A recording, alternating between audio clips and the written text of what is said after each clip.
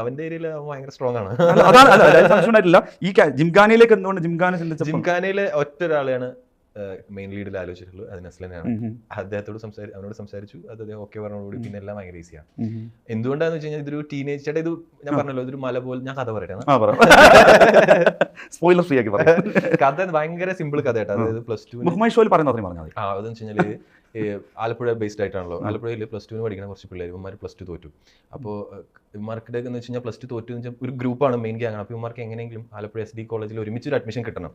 അപ്പോൾ ഇത് എങ്ങനെ കിട്ടും എന്നൊക്കെയുള്ള ചർച്ചയിലൊക്കെ നിൽക്കുന്ന സമയത്താണ് നമുക്കൊരു ഉള്ളതെന്ന് വെച്ചാൽ സ്പോർട്സിൽ നമ്മൾ ഏതെങ്കിലും സ്റ്റേറ്റ് കോമ്പറ്റീഷൻ വരെ പങ്കെടുത്താൽ നമുക്കൊരു 60 മാർക്ക് കിട്ടും, ഗ്രേസ് മാർക്ക്. പിന്നെ ഈ സ്പോർട്സ് കോട്ടയിൽ അപ്ലൈ ചെയ്ത് കഴിഞ്ഞാൽ അഡ്മിഷൻ കിട്ടാനും ഭയങ്കര സുഖമാണ്.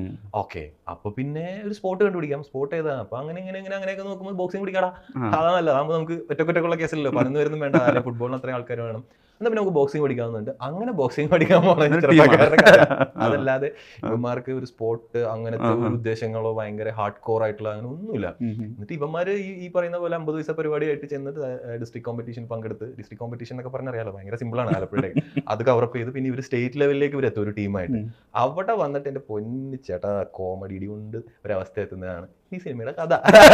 ഇത് വളരെ സിമ്പിളാണ്, ഇൻക്ലൂഡിങ് സ്പോയിലർ. ഇത് ഇതാണ് കാണേണ്ടത്.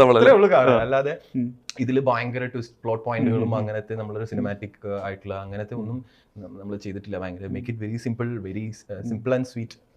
തല്ലുമാലയും പറഞ്ഞു തീർന്ന് ഇങ്ങനെയാണ്.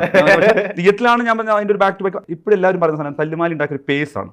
ഇപ്പം നമ്മൾ പറയില്ല, ഇപ്പം തിയേറ്ററിൽ ആളുകൾ ലാഗ്, അല്ലെങ്കിൽ ആളുകൾ മൊബൈലിലേക്ക് ഡിസ്ട്രാക്ട് ചെയ്യും, അല്ലെങ്കിൽ റീലിൻ്റെ സ്പീഡ് എന്നൊക്കെ പറയുന്ന പോലെ തല്ലുമാല എന്ന് പറയുന്നത് ഒറ്റയടിക്ക് പോകുന്നൊരു സാധനമാണല്ലോ, ഒരു ചെയിൻ ഓഫ് ഇവൻറ്റ്സ് എന്ന് പറയുന്ന സമയത്ത്. ഈ തല്ലുമാല എന്നുള്ളതിൻ്റെ സ്ക്രിപ്റ്റിൽ നിന്ന് ഒരു